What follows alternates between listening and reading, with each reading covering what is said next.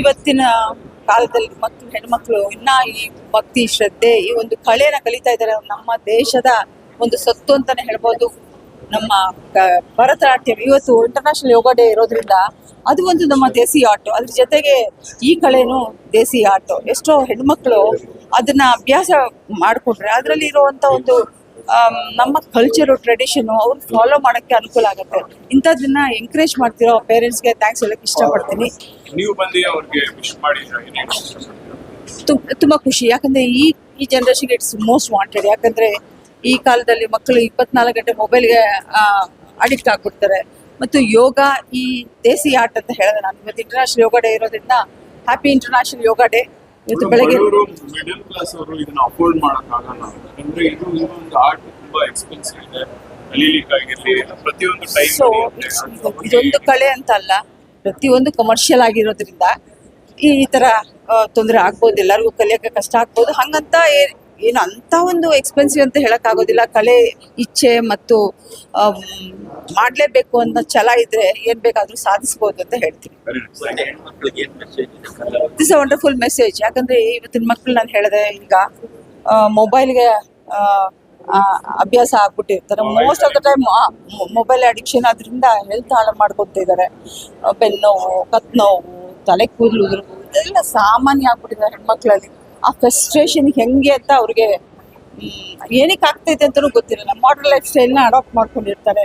ಈ fast life, fast food ಎಲ್ಲ it's damaging the children. So ಇಂಥ ಒಂದು ಆಕ್ಟಿವಿಟಿ, ಇಟ್ಸ್ ಅನ್ ಆಕ್ಟಿವಿಟಿ, ಒಂದು ಕಲೆ, ಒಂದು ದೇಸಿ, ಒಂದು ನಮ್ಮ ದೇಶದ ಒಂದು ಸೊತ್ತು ಅಂತಲೇ ಹೇಳ್ಬೋದು. ಇವತ್ತು ಯೋಗ ಆಗಲಿ ವಿದೇಶಗಳಲ್ಲಿ ಅಭ್ಯಾಸ ಮಾಡ್ತಿದ್ದಾರೆ. ಪ್ರತಿಯೊಬ್ಬರು ಯೋಗ ಅಭ್ಯಾಸ ಮಾಡ್ತಿದ್ದಾರೆ. ಅದೇ ರೀತಿ ಇದು ನಮ್ಮ ದೇಸಿ ಆರ್ಟ್. ಬೇರೆ ವಿದೇಶಿಗಳು ನಮ್ಮಿಂದ ಕಲ್ತ್ಕೊಂಡು ಹೋಗಿ ಕಲಿತಾ ಇದ್ದಾರೆ ಅಲ್ವಾ. ಇವತ್ತು ಎಲ್ಲರಿಗೂ ಒಂದು ಫಿಸಿಕಲ್ ಆಕ್ಟಿವಿಟಿ ಇದ್ರೆ mentally also they B focused and concentration improve ಆಗುತ್ತೆ ಅಂತ ಹೇಳ್ತೀನಿ. ವಿಶೇಷವಾಗಿ ನಮ್ಮ ಕಲೆನ ಉಳಿಸಿ ಬೆಳೆಸುವ ನಿಟ್ಟಿನಲ್ಲಿ ಕೆಲಸಗಳಾಗಬೇಕು. ಆ ನಿಟ್ಟಿನಲ್ಲಿ ವಿಶೇಷವಾಗಿ ಇವತ್ತು ಏನು RV ದೇವರಾಜ್ ಇದ್ದಾರೆ, ಸೊ ಅವರ ಧರ್ಮಪತ್ನಿ ಅವರು ಕೂಡ ಬಂದು ಈ ಒಂದು ಏನಿದೆ ನಮ್ಮ ಒಂದು ರಂಗ ಪ್ರವೇಶ, ಸೊ ಅವ್ರಿಗೂ ಕೂಡ ವಿಶ್ ಮಾಡಿ ಆಲ್ಮೋಸ್ಟ್ ಒಂದು ಕಲೆನ ಬೆಳೆಸುವಂತ ಕೆಲಸಗಳಾಗಬೇಕು. ಸೊ ಅಂತಾರಾಷ್ಟ್ರೀಯ ಯೋಗ ದಿನಾಚರಣೆ ದಿವಸನೇ ಇವತ್ತು ಅವರ ಒಂದು ರಂಗ ಪ್ರವೇಶ ಆಗಿರೋದು ತುಂಬಾ ವಿಶೇಷತೆ ಅಂತಾನೆ ಹೇಳ್ಬೋದು.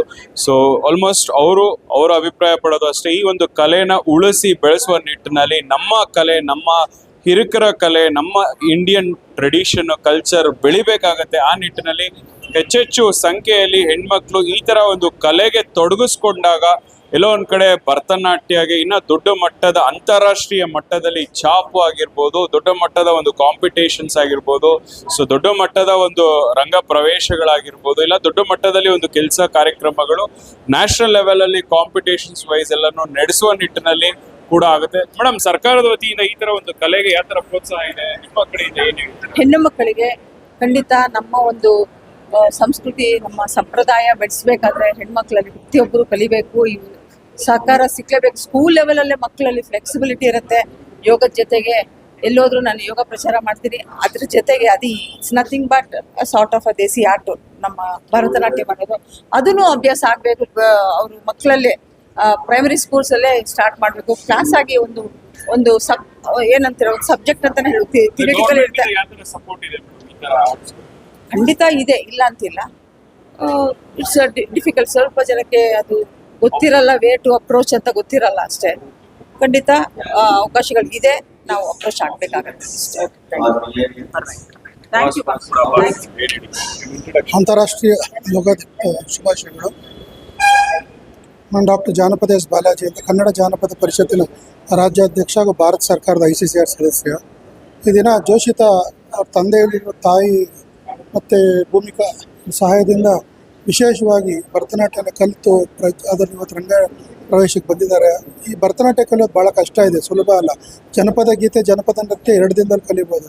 ಭರತನಾಟ್ಯ ಕಲಿಬೇಕಾದ್ರೆ ಅದಕ್ಕೆ ಕನಿಷ್ಠ ಅಂದರೆ ಒಂದು 10 ವರ್ಷ 8 ವರ್ಷ ಆಗುತ್ತೆ. ಅಂಥದ್ದನ್ನು ಕಲಿತು ಇವತ್ತು ಸಾಧನೆ ಮಾಡಿರ್ತಕ್ಕಂಥ ಜೋಶಿತಾ ಅವ್ರಿಗೆ ಮತ್ತು ಅವ್ರಿಗೆ ಸಹಕಾರ ಮಾಡಿದಂಥ ನಮ್ಮ ಸುನೀತಾ ರೆಡ್ಡಿ ಅವ್ರಿಗೆ, ಭೂಮಿಕಾ ಅವ್ರಿಗೆ ಎಲ್ರಿಗೂ ನಾನು ಕೃತಜ್ಞತೆ ಸಲ್ಲಿಸ್ತಾ ಇದ್ದೀನಿ. ಇಂಥ ಕಲೆ ಮುಂದುವರಿಬೇಕು ಮತ್ತು ಈ ಕಲೆ ಉಳಿಬೇಕು. ನಮಸ್ಕಾರ. ನಾನು ಡಾಕ್ಟರ್ ಎಸ್ ಉಮೇಶ್ ಕುಮಾರ್ ಅಂತ, ಹಿರಿಯ ವಕೀಲರು ಹಾಗೂ president Cubbon park walkers association. ನಾವು ಮಾಡ್ತಾ ಇರ್ತೀವಿ. ಪ್ರತಿ ವರ್ಷ ಒಂದು ಕಲ್ಚರ್ ಪ್ರೋಗ್ರಾಮ್ ಮಾಡ್ತಾ ಇರ್ತೀವಿ. ಪ್ರತಿ ವರ್ಷ international women achievers, youngster achievers ಮಾಡ್ತಾ ಇರ್ತೀವಿ. ಇದು 6ನೇ ವರ್ಷ ನಾವು ರುಂದ್ರ ಕಲೆಕ್ಷನ್ ಮಾಡ್ತಾ ಇದ್ದೀವಿ. ಬಟ್ ಇವಾಗ ನೋಡ್ತಾ ಇದ್ದೀವಿ, ನಮ್ಮ ಸಂಸ್ಕೃತಿ, ದಕ್ಷಿಣ ಭಾರತ ಸಂಸ್ಕೃತಿಯಲ್ಲಿ ಭರತನಾಟ್ಯ ಅನ್ನೋದು ಒಂದು ಭಾಳ ಅದ್ಭುತವಾಗಿರ್ತಕ್ಕಂಥ ಒಂದು ಹೆಸರುವಾಸಿಯಾಗಿರ್ತಕ್ಕಂಥ ಇದು ಕಲ್ಚರ್ ಅದು. ಈ ಸಂಸ್ಕೃತಿನ ಮತ್ತೆ ಹಂಗೆ ಬೆಳೆಸ್ಕೊಂಡು ಹೋಗ್ಬೇಕು, ಉಳಿಸ್ಕೊಂಡು ಹೋಗ್ಬೇಕು. ಈಗಿನ ಜನ್ರೇಷನಲ್ಲೆಲ್ಲ ವೆಸ್ಟರ್ನ್ ಸ್ಟೈಲೇ ಕಲಿತಾ ಇದ್ದಾರೆ. ಯಾಕಂದರೆ ನಮ್ಮ ಭಾರತದ ಸಂಸ್ಕೃತಿನ ಉಳಿಸ್ಬೇಕು, ಭಾರತ ಮಾತೆಂತ ಉಳಿಸ್ಬೇಕು. ನಮ್ಮ ಭಾಷೆ, ನೆಲಗಳೆ ಮತ್ತು ನಮ್ಮ ಇವೆಲ್ಲ ಈ ಭರತನಾಟ್ಯ, ಕೂಚುಪುಡಿ ಇವೆಲ್ಲ ನಮ್ಗೆ ಹಿಂದಿನ ಸನಾತನ ಧರ್ಮದಿಂದ ಬಂದಿರತಕ್ಕಂಥ ಇವೆಲ್ಲ ಇದನ್ನ ಉಳಿಸ್ದಂಗೆ ನಮ್ಮ ಮಕ್ಕಳಿಗೆ, ಪೀಳಿಗೆಗೆ ನಾವು ಒಂದು ಕೊಡುಗೆ ಕೊಟ್ಟಂಗೆ ಆಗುತ್ತೆ. ನಮ್ಗೆ ವೆಸ್ಟರ್ನ್ ಸ್ಟೈಲ್ ಬೇಕಾಗಿಲ್ಲ, ನಮ್ಗೆ ಇಂಡಿಯನ್ ಸ್ಟೈಲ್ ಬೇಕಾಗಂತ ನಾನು ಹೇಳ್ತಾ ಈ ಒಂದೆರಡು ಮಾತು ಮುಗಿಸ್ತೇನೆ. Very nice, well shed, well shed.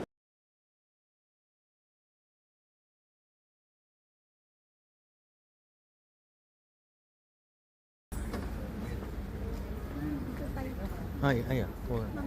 ಹಾಂ ಹೋಗೋಣ, ಬರ್ತೀನಿ. ಇದೊಂದು ಮುಗಿತು.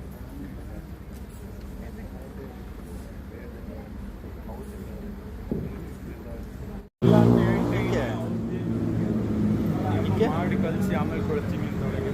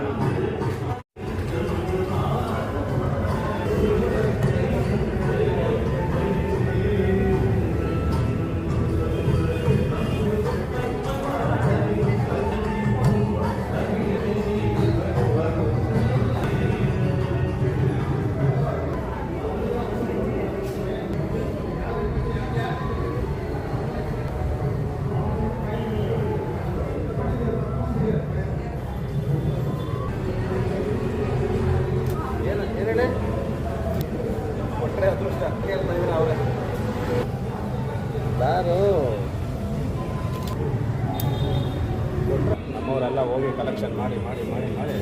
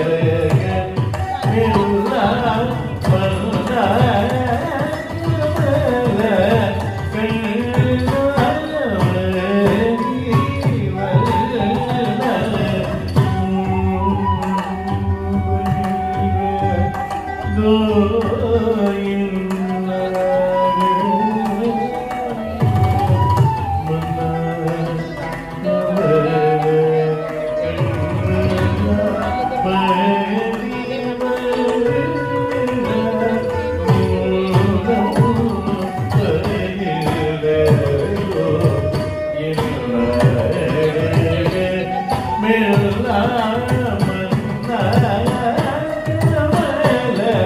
ಮಕ್ಕಳ ಹೈಯರ್ ಎಜುಕೇಷನ್, ಮಗಳ ಮದುವೆ, ಕನಸಿನ ಸ್ವಂತ ಮನೆ, ಇದಕ್ಕೆಲ್ಲ ಹೆಂಗೆ ಹಣ ಹೊಂದಿಸ್ಬೇಕಂತ ಟೆನ್ಷನಲ್ಲಿ ಇದ್ದೀರಾ? ಇರೋ ಚಿನ್ನನ ಅಡ ಬಿಟ್ರೆ ಬಡ್ಡಿ ಮೇಲೆ ಬಡ್ಡಿ ಕಟ್ಟಬೇಕು. ಮಾರಿಬಿಡೋಣ ಅಂದ್ರೆ ಅರ್ಧಕ್ಕರ್ಧ ಕೇಳ್ತಾರಂತ ಆತಂಕದಲ್ಲಿದ್ದೀರಾ? ಟೆನ್ಷನ್ ಬಿಡಿ, ನೀವು ಅಡವಿಟ್ಟ ಚಿನ್ನವನ್ನ ಬಿಡಿಸಿ ನಿಮ್ಮಲ್ಲಿರೋ ಹಳೆ ಚಿನ್ನವನ್ನ ಇಂದಿನ ಆನ್ಲೈನ್ ರೇಟಿಗೆ ಕೊಂಡುಕೊಂಡು ತಕ್ಷಣ ನಿಮಗೆ ಬಾಕಿ ಹಣ ಕೊಡ್ತೀವಿ. ಕೋಟ್ಯಾಂತರ ಜನರ ಆತ್ಮವಿಶ್ವಾಸ ಹಿಂದೂಸ್ತಾನ್ ಗೋಲ್ಡ್ ಕಂಪನಿ, ಇದು ನಮ್ಮೆಲ್ಲರ ಕಂಪನಿ.